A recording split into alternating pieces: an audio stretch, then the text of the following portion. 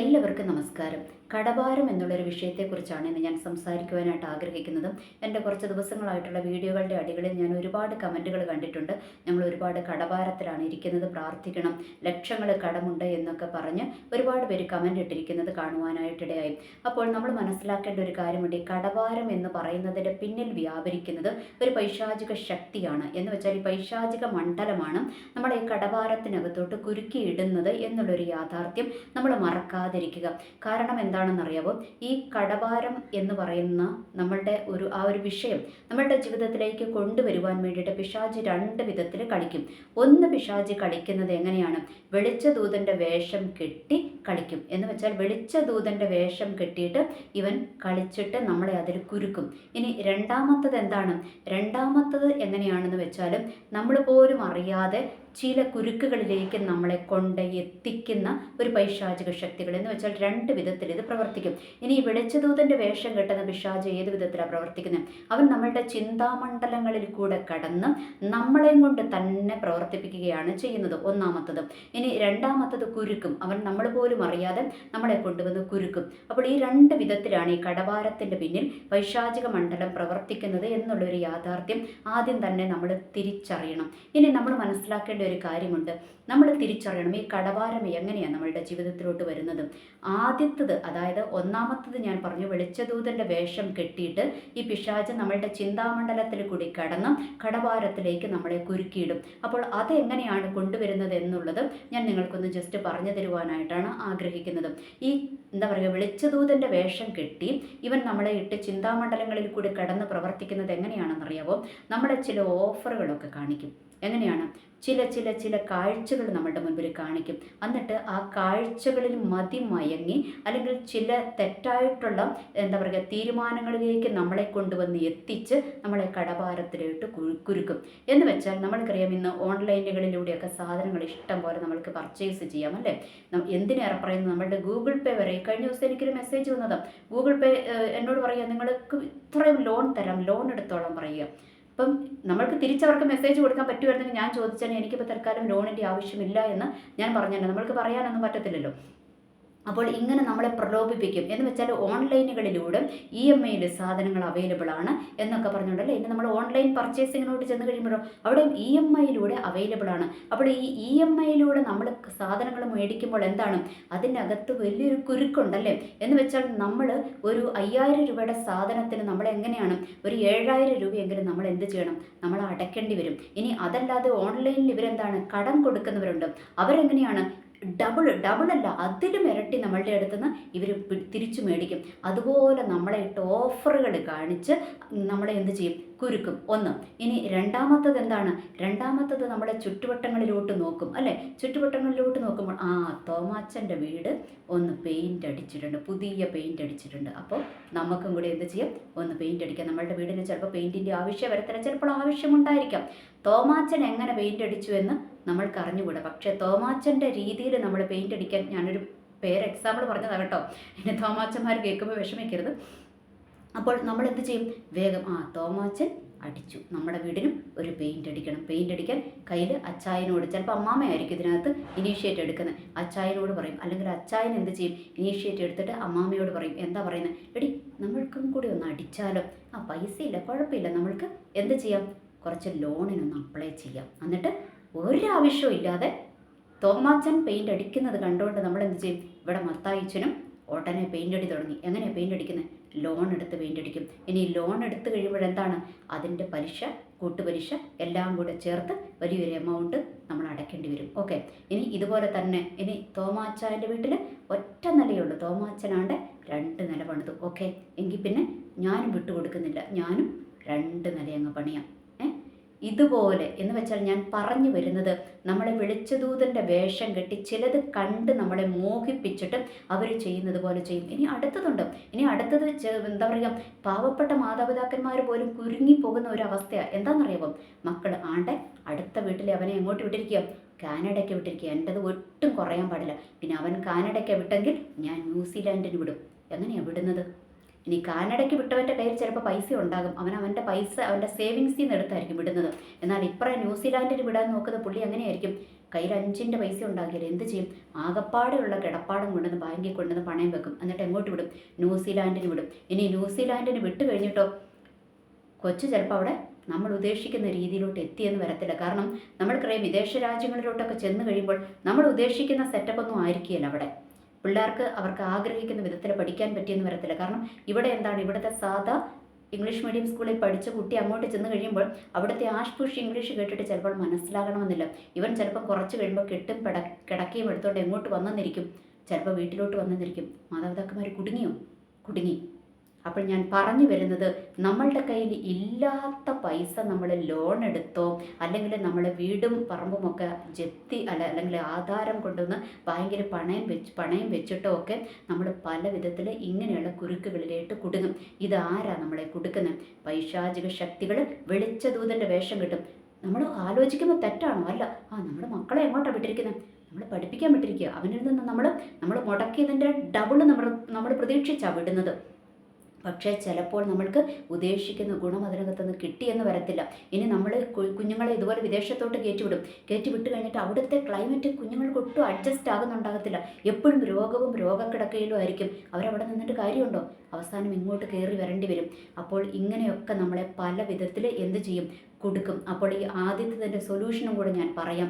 നമ്മൾ ഇങ്ങനെ വെളിച്ചദൂതൻ്റെ വേഷം കെട്ടി നമ്മളെ ഒന്നുകിൽ ആർഭാടങ്ങളിലേക്ക് അല്ലെങ്കിൽ മത്സരത്തിന് വേണ്ടിയിട്ട് അല്ലെങ്കിൽ നമ്മളെ ചിലതൊക്കെ കാട്ടി മോഹിപ്പിച്ചിട്ട് നമ്മളുടെ കയ്യിൽ ഇല്ലാത്ത പൈസ നമ്മൾ ലോൺ എടുത്തും EMI മുഖാന്തരമൊക്കെ നമ്മളെ ചില കുരുക്കുകളിലേക്ക് കൊടുക്കുന്ന പൈശാചിക മണ്ഡലങ്ങളുണ്ട്.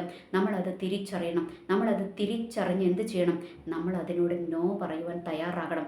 ഇനി ചിലപ്പോൾ എന്താണ്, ചിലപ്പോൾ ലോൺ എടുത്ത് എല്ലാവരും അബദ്ധത്തിൽപ്പെട്ടിട്ട് ൊന്നുമില്ല, എല്ലാവരും അതിനകത്തുനിന്ന് കയറിയിട്ടുമുണ്ടാകും. പക്ഷേ ഇവിടെ നമ്മൾ മനസ്സിലാക്കേണ്ട ഒരു കാര്യമുണ്ട്. നമ്മൾ ലോൺ എടുക്കുന്നതിന് മുൻപേ അല്ലെങ്കിൽ EMIയിലോട്ട് നീങ്ങുന്നതിന് മുൻപേ, ആധാരം കൊണ്ട് പണയം വെക്കുന്നതിന് മുൻപേ, കുഞ്ഞുങ്ങളെ വിദേശത്തോട്ട് ലോൺ എടുത്ത് വിടുന്നതിനൊക്കെ മുൻപേ നമ്മൾ എന്ത് ചെയ്യണം? ദൈവത്തോട് പ്രാർത്ഥിക്കണം. ദൈവമേ, ഇങ്ങനെ ഒന്ന് വിടണമെന്ന് ആഗ്രഹമുണ്ട്. ആഗ്രഹത്തെ അങ്ങയുടെ തൃപ്പാദത്തിന് ഞാൻ സമർപ്പിക്കുക. കർത്താവ്, എൻ്റെ ഫ്യൂച്ചർ അറിയുന്നത് അവിടുന്ന്, എൻ്റെ നാളുകളെ അറിയുന്നത് അവിടുന്ന്. നാളെ ഈ കടം എനിക്ക് വീട്ടാൻ പറ്റുമോ എന്ന് എനിക്കറിഞ്ഞുകൂടെ, എന്നാൽ അങ്ങേക്കറിയാം. കർത്താവെ, അവിടുന്ന് എനിക്ക് ഗൈഡൻസ് തരണമേ. അവിടുന്ന് എന്നെ ഒന്ന് വഴി നടത്തണമേ. കുരുക്കിലേക്കാണ് ഞാൻ ചാടുന്നതെങ്കിൽ കർത്താവെ, അവിടെ നിന്നും അതിനെ ഒന്ന് ബ്ലോക്ക് ചെയ്യണമേ. അങ്ങോട്ടേക്ക് ഞാൻ ചാടാതെ വണ്ണം അവിടുന്ന് എന്നെ ഒന്ന് സംരക്ഷിക്കുമാറാകണമേ എന്ന് ദൈവത്തോട് നമ്മൾ പ്രാർത്ഥിക്കണം. ഇതേതാണ്? ഇത് നമ്മൾ മക്കളെയൊക്കെ വിദേശത്തേക്ക് വിടുന്നതിൻ്റെ കാര്യം പറഞ്ഞു. ഇനി തോമാച്ചനെ കണ്ടുകൊണ്ട് പെയിൻ്റ് അടിക്കാൻ പോകുന്നതും തോമാച്ചൻ വീട് പണിയെന്ന് കണ്ടുകൊണ്ട് 2 നില ഉണ്ടാക്കാൻ പോകുന്നവനും ഒക്കെ എന്താണ്, അല്ലെങ്കിൽ വീടിന് റെനോവേഷൻ നടത്താൻ പോകുന്നവരൊക്കെ എന്താണ്? അതിനകത്തൊന്നും അങ്ങനത്തെ പ്രാർത്ഥനകൾക്കൊന്നും ദൈവം മറുപടി പോലും തരികയില്ല. കാരണം എന്താണെന്നറിയാമോ? അത് ആവശ്യമില്ലാതെ നമ്മൾ എടുത്ത് ചാടുന്നതാണ്. അതുകൊണ്ട് അങ്ങനത്തെ വിഷയങ്ങളിലേക്ക് നമ്മൾ പോകാതിരിക്കുക. ഇനി അതിൻ്റെ ഒരു സൊല്യൂഷനും കൂടെ ഞാൻ പറഞ്ഞു തരാം. അങ്ങനെ തന്നെ അബദ്ധങ്ങളിൽ ചെന്ന് ചാടിയിട്ട് ഇപ്പം ആ ഒരു കുരുക്കിലാണ് ഇരിക്കുന്നതെങ്കിൽ നിങ്ങൾ പ്രാർത്ഥിക്കണം. ദൈവമേ, പറ്റിപ്പോയി കർത്താവെ, അബദ്ധം പറ്റിപ്പോയി. ഞാൻ ഇങ്ങനെ ആ ഒരു പൈശാചിക മണ്ഡലത്തിൻ്റെ കുരുക്കിനകത്ത് ഞാൻ പെട്ടുപോയി. കർത്താവെ, അങ്ങനെ ഒന്ന് വിടുവിക്കണമേ, ഒന്ന് മോചിപ്പിക്കണമേ, എന്നോടൊന്ന് ക്ഷമിക്കണമേ. ആദ്യം നമ്മുടെ ദൈവത്തോട് ക്ഷമ പറയണം. ദൈവമേ, പറ്റിപ്പോയതാണ് കർത്താവെ, അങ്ങനോടൊന്ന് ക്ഷമിക്കണം. ഇതിൽ നിന്ന് എനിക്കൊന്ന് മോചനം നേടുവാനുള്ള കൃപ എനിക്ക് തരണമേ. ഇതിൻ്റെ ഒരു സൊല്യൂഷൻ അവിടെ നിന്ന് എനിക്ക് ഒരുക്കി തരണമേ. ഈ ഭാരങ്ങളിൽ നിന്ന് എനിക്കൊരു മോചനം തരണമേ. അതിൻ്റെ വഴി ദൈവം എനിക്കൊന്ന് കാണിച്ചു തരണമേ എന്ന് നമ്മൾ ദൈവത്തോട് മുട്ടിപ്പായിട്ട് പ്രാർത്ഥിക്കുക. എന്നിട്ട് പ്രാർത്ഥിച്ചിട്ട് എന്ത് ചെയ്യണം? പ്രാർത്ഥിച്ചിട്ട് നമ്മളുടെ ചിലവുകളെ ചുരുക്കുവാനായിട്ട് തുടങ്ങണം. ചിലവുകൾ എന്ന് വെച്ചാൽ ഒരു 100 രൂപ കിട്ടിയാൽ 90 രൂപയും നമ്മൾ സേവിങ്സിലോട്ട് മാറ്റണം. എന്നിട്ട് 10 രൂപയുടെ ചിലവേ നമ്മൾ നടത്താവുള്ളൂ. നമ്മൾ മുണ്ട് മുറുക്കി ഉടുക്കണം. എന്തിനാ?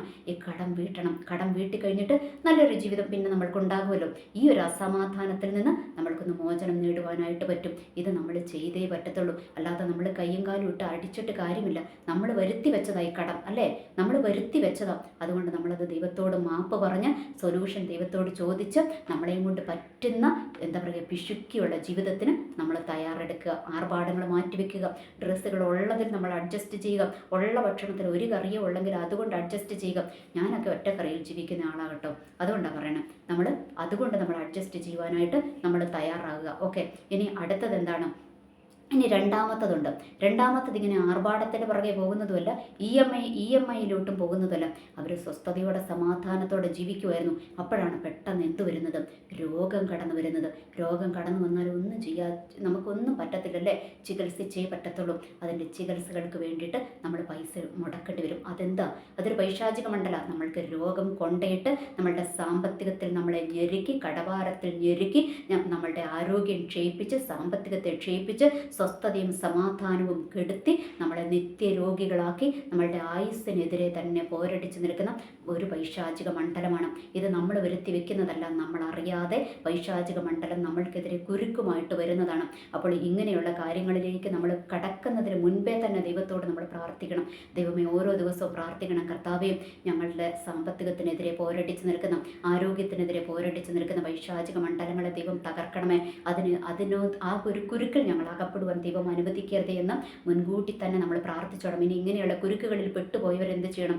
നമ്മൾ അറിഞ്ഞുകൊണ്ട് വരുത്തി വെച്ചതല്ല അല്ലേ, പൈശാചികൻ നമ്മളെ കുരുക്കിയത്. നമ്മുടെ ദൈവത്തോട് പ്രാർത്ഥിക്കണം. കർത്താവേ, ഈ രോഗബന്ധനം അഴിഞ്ഞു മാറട്ടെ. കർത്താവേ, ഈ രോഗത്തിൻ്റെ കെടുകളിൽ നിന്ന് ഞങ്ങളെ ഒന്ന് വിടുവിക്കണമേ. അതുമൂലം വന്നുപോയ കടഭാരത്തിൽ നിന്ന് ഞങ്ങളെ ഒന്ന് വിടുവിക്കണമേ എന്ന് ദൈവത്തോട് പ്രാർത്ഥിക്കുക. ദൈവം അതിനുള്ള വഴികളും വാതിലുകളും നമ്മളുടെ മുൻപിൽ തുറന്നു തരും. കാരണം ഇത് നമ്മൾ ചെന്ന് ചാടിയതല്ല, പൈശാചിക മണ്ഡലം നമ്മളെ കുരുക്കിയതാണ് എന്ന് നമ്മൾ തിരിച്ചറിഞ്ഞ് എന്ത് ചെയ്യണം? നമ്മൾ ദൈവസന്നിധിയിൽ നമ്മൾ പ്രാർത്ഥിക്കുവാനായിട്ട് തയ്യാറാകുക. അപ്പോൾ ഈ രണ്ട് വിധത്തിലാണ് കടഭാരങ്ങൾ കടന്നു വരുന്നത് മെയിനായിട്ടും ഓർക്കുക. ഒന്ന്, നമ്മളുടെ തന്നെ ബുദ്ധിമോശം കൊണ്ട് വെളിച്ചദൂതൻ്റെ വേഷം കെട്ടി പിശാച് ചിലതൊക്കെ മോഹിപ്പിച്ച് നമ്മളെ കുരുക്കിയത് ഒന്ന്. ഇനി രണ്ടാമത്തത്, നമ്മൾ പോലും അറിയാതെ നമ്മളെ കൊണ്ടുന്ന പിശാച് കുരുക്കിയത്. ഈ രണ്ട് വിധത്തിലാണ് നമ്മളുടെ ജീവിതത്തിലോട്ട് എന്ത് കടന്നു വരുന്നത്? കടഭാരം കടന്നു വരുന്നത്. അതുകൊണ്ട് നമ്മൾ എന്ത് ചെയ്യണം? അത് ദൈവത്തോട് പ്രാർത്ഥിച്ച് നമ്മൾ അതിൽ നിന്ന് മോചനം നേടണം. അപ്പോൾ അതിന് വേണ്ടിയിട്ട് നമ്മൾ ഒന്നാമത്തെ കാര്യം എന്താ ചെയ്യേണ്ടത്? ഒന്നാമത്തെ കാര്യം, എങ്ങനെയുള്ള കടഭാരമാണെങ്കിലും നമ്മൾ ചെലവുകൾ ചുരുക്കുവാൻ തയ്യാറാകുക. നമ്മൾ മുണ്ട് മുറുക്കി ഉടുത്ത്, അതായത് നമ്മൾ ചെലവ് ചുരുക്കി നമ്മൾ പൈസ സേവ് ചെയ്ത് നമ്മൾ ഈ കടഭാരത്തിൽ നിന്ന് പുറത്ത് വരുവാൻ നമ്മൾ ശ്രമിച്ചു കൊണ്ടേയിരിക്കണം. അല്ല എങ്കിൽ എന്താണ്? അത് വലിയൊരു കുരുക്കായിട്ട് നിൽക്കും. ആ ഒരു ടെൻഷൻ അല്ലേ, ടെൻഷൻസിലോട്ട് നമ്മൾ മാറും. ടെൻഷൻസും നിരാശയും വന്നു കഴിയുമ്പോൾ നമ്മളുടെ ആരോഗ്യം ക്ഷയിക്കും, സമാധാനം ക്ഷയിക്കും. ഒരുപക്ഷെ അത് നമ്മളുടെ ആയുസ്സിനോട് തന്നെ എന്താണ് പോരടിച്ച് നിൽക്കും എന്നുള്ളൊരു യാഥാർത്ഥ്യം നമ്മൾ തിരിച്ചറിയുക. കടഭാരം മൂലം എത്രയോ പേര് ആത്മഹത്യ ചെയ്തിരിക്കുന്നതല്ലേ. അപ്പോൾ ഇതൊക്കെ നമ്മൾ മനസ്സിലാക്കണം. അപ്പോൾ ആ ഒരു കുരുക്കിൽ പെടാതെ നമ്മൾ പ്രാർത്ഥിക്കണം. കുരുക്കിൽ പെട്ടുപോയവർ ആ കുരുക്കിൽ നിന്ന് രക്ഷപ്പെടുവാൻ ദൈവത്തോട് പ്രാർത്ഥിക്കുക. ആ കുരുക്കിൽ പെടാതെ ഇരിക്കുന്നവർ, ദൈവമേ ഞങ്ങൾ പെട്ടുപോകരുതേ എന്ന് ദൈവത്തോട് പ്രാർത്ഥിക്കുക. ഒന്ന്, മോഹങ്ങളിൽ കുടുങ്ങി ഞങ്ങൾ വീഴരുത്. രണ്ട്, രോഗങ്ങൾ വന്ന് അല്ലെങ്കിൽ പല വിധത്തിലുള്ള വിഷയങ്ങൾ കടന്നു വന്ന് ഞങ്ങൾ കുരുങ്ങുവാൻ ഇടവരരുത്. ഇതിന് ചിലർ കുടുംബജീവിതം തകർത്തല്ല, ഡിവോഴ്സ് നോട്ടീസുകൾ വരും. അത് വന്നു കഴിയുമ്പോൾ പെണ്ണിൻ്റെ ഭാഗത്തു നിന്നാണെങ്കിൽ അവർ ചോദിക്കുന്ന എന്താ പറയുക, നമ്മളിത് കൊടുക്കേണ്ടി വരും. അവർക്ക് എന്താ പറയുക, പൈസ നമ്മൾ കൊടുക്കേണ്ടി വരും അല്ലേ, ദ്രവ്യം നമ്മൾ കൊടുക്കേണ്ടി വരും. അപ്പോൾ ഇങ്ങനെയുള്ളതൊന്നും കുടുംബത്തിൽ കിടക്കാതെ നമ്മൾ മുൻകൂട്ടി ദൈവത്തോട് പ്രാർത്ഥിക്കണം. അപ്പോൾ ഇങ്ങനെയുള്ള ഈ വിഷയങ്ങളിൽ കടഭാരത്തിൽ കുടുങ്ങിയിരിക്കുന്നവർ ഓർക്കുക, ഇനി കുടുങ്ങാൻ ഇരിക്കാതിരിക്കുവാൻ വേണ്ടിയിട്ടൊക്കെ നിങ്ങൾ പ്രാർത്ഥിക്കാൻ ഒരു 2 വചനങ്ങൾ, ഒരുപാട് വചനങ്ങളുണ്ട്, എന്നാൽ ഒരു 2 വചനം ഞാൻ നിങ്ങൾക്കൊന്ന് പറഞ്ഞു തരാം. ഈ വചനം വെച്ച് നിങ്ങൾ പ്രാർത്ഥിക്കുക. അതിൻ്റെ ഒന്നാമത്തെ വചനം എന്ന് പറയുന്നത് സങ്കീർത്തനം 128:2. ഓക്കെ, അതിനകത്ത് പറയുകയാണ്, നിന്റെ കൈകളുടെ അധ്വാന ഫലം നീ തിന്നും. എന്ന് വെച്ചാൽ നമ്മൾ അധ്വാനിക്കുന്ന പൈസ എങ്ങോട്ട് പോകരുത്?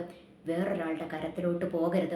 അത് നമ്മൾക്ക് തന്നെ ഉപയോഗിക്കാനുള്ളതാണ്. ഈ കടഭാരമൊക്കെ വന്നു കഴിയുമ്പോൾ അത് വേറെ സ്ഥലങ്ങളിലോട്ട് പോകും അല്ലേ. അപ്പോൾ നമ്മൾക്ക് തന്നെ അനുഭവിക്കാനുള്ളതാണ്. അപ്പോൾ അത് വെച്ചിട്ട് നമ്മൾ പ്രാർത്ഥിക്കണം. ഇനി അത് POC ബൈബിളിലോട്ട്, അതായത് കത്തോലിക്ക ബൈബിളിലോട്ട് വന്നു കഴിയുമ്പോൾ നിന്റെ അധ്വാന ഫലം നീ അനുഭവിക്കും. നിന്റെ കൈകളുടെ അധ്വാന ഫലം നീ തിന്നും, നിന്റെ അധ്വാന ഫലം നീ അനുഭവിക്കും. രണ്ടും ഒന്ന് തന്നെയാണ്. അപ്പോൾ നിങ്ങൾക്കൊന്നും കൂടെ മനസ്സിലാകാൻ വേണ്ടിയിട്ട്, കത്തോലിക്കരായിട്ടുള്ള ഒരുപാട് ആൾക്കാരും പെന്തക്കോസ്തുകാരും എല്ലാം എൻ്റെ വീഡിയോ കാണുന്നുണ്ട്. അപ്പോൾ 2 കൂട്ടർക്കും മനസ്സിലാകാൻ വേണ്ടിയിട്ടാണ് ഞാൻ ഈ 2 വചനഭാഗങ്ങളിൽ നിന്നും അതായത് സംസാരിക്കുന്നത്. കാരണം വചനത്തിനകത്ത് മാറ്റമില്ല. വചനം ഏത് ബൈബിളാണെങ്കിലും അതിനകത്ത് ഒന്ന് തന്നെയാണ്. അതിനകത്ത് കുറച്ച് ലാംഗ്വേജസിൽ വ്യത്യാസമുണ്ടേ എന്നേ ഉള്ളൂ. അതുകൊണ്ടാണ് ഞാൻ ഈ 2 റെഫറൻസുകളും എടുത്ത് പറയുന്നതൊക്കെ. അപ്പോൾ എന്താണ് 128:2 ആ വചനം വെച്ചിട്ട് നമ്മൾ പ്രാർത്ഥിക്കണം. അത് കടഭാരത്തിൽ ഇനി നമ്മൾ വീഴാതിരിക്കുവാൻ വേണ്ടിയിട്ട് മുൻകൂറായിട്ടും നമ്മൾ പ്രാർത്ഥിക്കേണ്ട വചനമാണ്. ആ വചനം നമ്മൾ പ്രാർത്ഥിക്കപ്പോൾ വചനം പറയുമ്പോൾ, കഴിഞ്ഞ ദിവസം ഒരു സഹോദരൻ്റെ കമൻറ്റ് ഞാൻ കണ്ടു. പുള്ളി എഴുതി, ഞാൻ 100 പ്രാവശ്യം ഈ വചനം പറഞ്ഞു, ഒന്നും സംഭവിച്ചിട്ടില്ലെന്ന്. അപ്പോൾ ഞാൻ പറയാം, നമ്മളങ്ങനെ ചുമ്മാ ഒരു കാണാപ്പാടം പോലെ പറയുന്നതിലല്ല അർത്ഥമിരിക്കുന്നത്. നമ്മൾ വചനം വിശ്വസിച്ച്, വചനം ഏറ്റെടുത്ത്, അതിൻ്റെ വചനത്തിൻ്റെ ആ ഒരു ശക്തി മനസ്സിലാക്കി നമ്മൾ എന്ത് ചെയ്യണം? നമ്മളത് വിശ്വാസത്തോടെ പറയണം. കാരണം ക്രിസ്ത്യൻ ലൈഫിലും അത്ഭുതങ്ങൾ നടക്കുന്നത് എവിടെയാണ്? ഉള്ളപ്പോഴാണ് അത്ഭുതം നടക്കുന്നത് അല്ലേ. അപ്പോൾ ഈ വചനത്തിൽ നമ്മൾ വിശ്വസിച്ച് നമ്മളത് പറയണം. ഒരു ദിവസം കൊണ്ടോ 2 ദിവസം കൊണ്ടോ ഒന്നും അല്ല എന്നൊക്കെ ഞാൻ പറഞ്ഞിട്ടുണ്ട്. നമ്മളത് വിടുതൽ കിട്ടുന്നിടം വരെ നമ്മൾ പറഞ്ഞുകൊണ്ടേയിരിക്കണം. ഇനി അടുത്തൊരു വചനം കൂടിയുണ്ട്. ആവർത്തന പുസ്തകം, ഇനി POC ബൈബിളിലാണെങ്കിൽ നിയമാവർത്തനം, അതിനകത്ത് 28:12. അപ്പം ആവർത്തനം 28:12 അതിനകത്ത് പറയുകയാണ്, നീ അനേകം ജാതികൾക്ക് വായ്പ കൊടുക്കും, എന്നാൽ നീ വായ്പ വാങ്ങുകയില്ല. ഓക്കെ, ഇനി അത് നിയമാവർത്തനം 28:12 POC ബൈബിൾ അതിനകത്തോട്ട് വന്നു കഴിയുമ്പോൾ പറയുന്നത്, അനേകം ജനതകൾക്ക് നീ കടം കൊടുക്കും, നിനക്ക് കടം വാങ്ങേണ്ടി വരികയില്ല. അപ്പോൾ ഈ വചനം വെച്ച് നമ്മൾ എന്ത് ചെയ്യണം? പ്രാർത്ഥിക്കണം. അപ്പോൾ ഇത് വെച്ച് പ്രാർത്ഥിച്ചിട്ട് കടഭാരത്തിൽ കുടുങ്ങിയവരും കടഭാരത്തിൽ കുടുങ്ങാതിരിക്കുവാനും ഈ 2 വചനങ്ങൾ വെച്ചിട്ട്, വേറെ ഒരുപാട് വചനങ്ങളുണ്ട്, അറിയാവുന്ന വചനങ്ങളൊക്കെ എടുക്കണം. അപ്പോൾ ഞാൻ ഈ 2 വചനം ജസ്റ്റ് ഒന്ന് സിമ്പിളായിട്ടൊന്ന് പറഞ്ഞു തന്നതാണ്. അപ്പോൾ ഈ വചനങ്ങൾ വെച്ച് നമ്മൾ പ്രാർത്ഥിച്ച് അതിനകത്തുനിന്ന് നമ്മൾ പുറത്ത് കിടക്കുവാൻ തയ്യാറാകാം. അപ്പോൾ ഇനി കടഭാരത്തിൽ കുടുങ്ങാതെ ഇരിക്കുന്നവരെന്ത് ചെയ്യണം? നമ്മൾ കടഭാരത്തിൽ കുടുങ്ങരുത്, മോഹത്തിൻ്റെ പുറകെ പോകരുത്. തോമാച്ചൻ അവിടെ പെയിൻ്റ് അടിക്കുവോ 2 നില പടിയുമോ എന്ത് വേണമെങ്കിലും ചെയ്യട്ടെന്ന്, എനിക്കുള്ളത് കൊണ്ട് ഞാൻ എന്നിൽ തൃപ്തി കണ്ടെത്തുവാൻ നമ്മൾ തയ്യാറാകണം. മറ്റൊരാളെ കാണിക്കുവാൻ വേണ്ടിയിട്ട് നമ്മൾ ആർഭാടത്തിന് വേണ്ടി നമ്മൾ ലോൺ എടുക്കുവാനോ കടം മേടിക്കുവാനോ പലിശയ്ക്ക് പൈസ മേടിക്കുവാനോ നമ്മൾ പോകരുത്. അത് കുരുക്കാണെന്ന് തിരിച്ചറിയുക. അത് പൈശാചിക ശക്തികൾ നമ്മളെ കുരുക്കുന്നതാണ്. അപ്പോൾ നമ്മൾ എന്ത് ചെയ്യണം? ഈ വചനങ്ങൾ വെച്ച് നമ്മൾ പ്രാർത്ഥിക്കുക. എനിവേ, എല്ലാവർക്കും നല്ലൊരു ദിവസം ആശംസിക്കുന്നു. നന്ദി, നമസ്കാരം.